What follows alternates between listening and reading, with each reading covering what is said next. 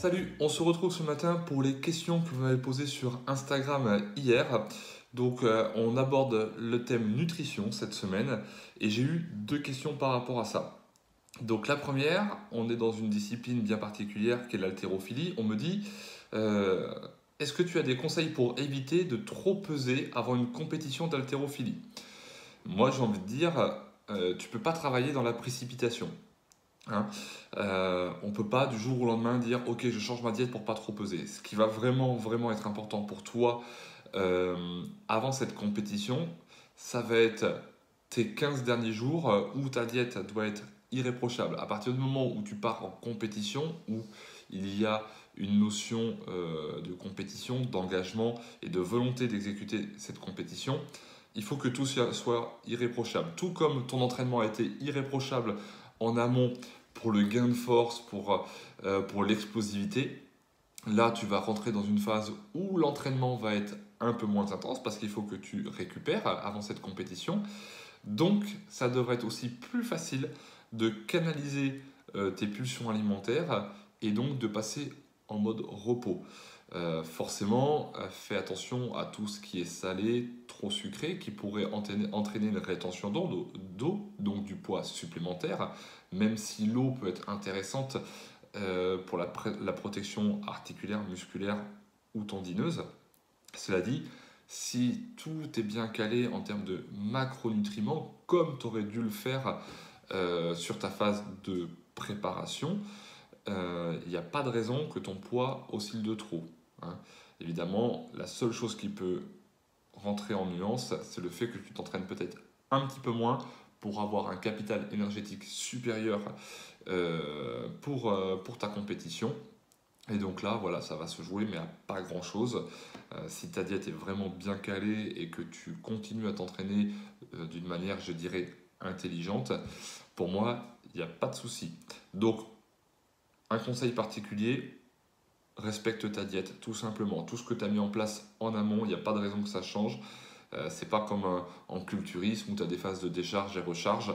Là, absolument rien à voir. C'est quelque chose qui doit être très constant. Éventuellement, tu peux baisser un petit peu tes macros en lipides et en glucides sur les 15 derniers jours parce que tu t'entraînes un peu moins. Mais sinon, tu ne devrais pas avoir de soucis. Autre question, c'était voilà, donc une question suite à un début de grossesse, une personne qui était en diète. Donc là, je commence à aller mieux. Je peux reprendre, donc entre guillemets, est-ce que je peux reprendre ma diète d'avant? La question c'est pas terminée. Ou, donc je suppose, ou la changer. Donc là, je vais parler pour toutes les femmes qui font un certain suivi avant grossesse et donc qui veulent relancer ou maintenir ça pendant leur grossesse. Si vous avez une alimentation qui est juste basée sur un rééquilibrage alimentaire, il n'y a pas de problème. Vous pouvez complètement prendre la même diète que avant votre grossesse. Ça ne doit pas vous gêner puisque vous êtes sur une diète équilibrée avec un bon rapport de glucides, de protéines et de lipides, ainsi que de fibres, de vitamines et de minéraux.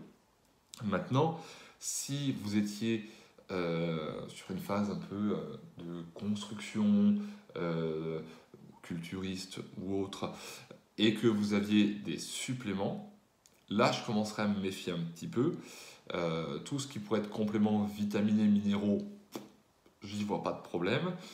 Et éventuellement les BCA à voir. Après, ben voilà, tout ce qui va être apport protéiné, ben, méfiez-vous de ce que vous allez apporter, quelque chose de bonne qualité, surtout si vous l'utilisez en complément. Si vous savez que vous mangez très peu de viande, très peu de poisson, très peu d'œufs, bon, il n'y a pas de raison que ça soit gênant. Prenez une protéine de qualité, ça c'est important. Maintenant, tout ce qui va être pré-workout, L-carnitine, CLA, brûleur de graisse, caféine, voilà, ça par contre, vous êtes enceinte, vous me le dégagez. Ça a une influence directe de ce type de molécule sur le fœtus. Hein. Donc n'allez pas rehausser ces taux-là, utilisez... Enfin, moi, personnellement, je n'ai pas d'études concrètes, je ne suis pas allé en chercher. mais en tant que préparateur physique, moi, c'est la première chose que je vous dirais. Ça, vous me le dégagez.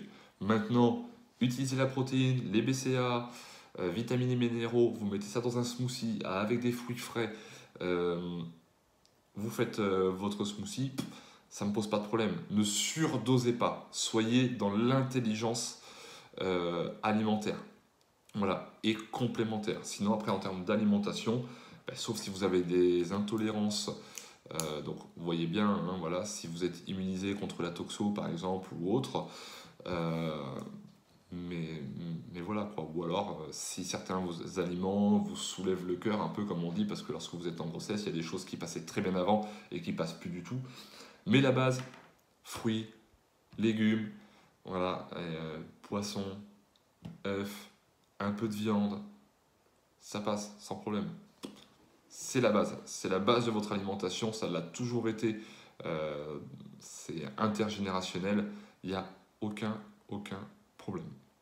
Donc voilà, après bah, si vous faites des collations, des des barres protéinées, vous pouvez, mais voilà, toujours une bonne marque, parce que voilà, si vous êtes faut pas que ça soit coupé avec n'importe quoi. Peut-être dans ce cas-là, si vous avez un doute, partez sur une barre avec de la protéine végétale. Ça se fait, des barres véganes. Maintenant, il y a plein d'autres générations avant nous qui ont fait avec des protéines de lactosérum et ça n'a pas posé de problème. Donc voilà, ne soyez juste pas dans l'excès. C'est le seul conseil que je peux vous donner. Écoutez, mais j'espère que ces réponses vont vous satisfaire, vous ont aidé. La semaine prochaine, on va parler des blocages un peu mentaux vis-à-vis du sport, vis-à-vis du développement personnel. Donc je referai un petit questionnaire sur Instagram. Je vous rappelle que ça se passera dès lundi matin. Vous avez 24 heures pour m'envoyer vos questions, que je ferai au mieux pour y répondre et que dans la foulée, donc, je les afficherai sur la chaîne YouTube. En attendant, je vous invite à venir nombreux sur Instagram parce que vous le savez, hein, tous les mois on va faire ça, sport une semaine, alimentation une semaine, développement personnel une semaine. Et le but c'est de vous aider à aller un petit peu plus loin. Je vous souhaite une très très bonne semaine et je vous dis à très vite. Ciao.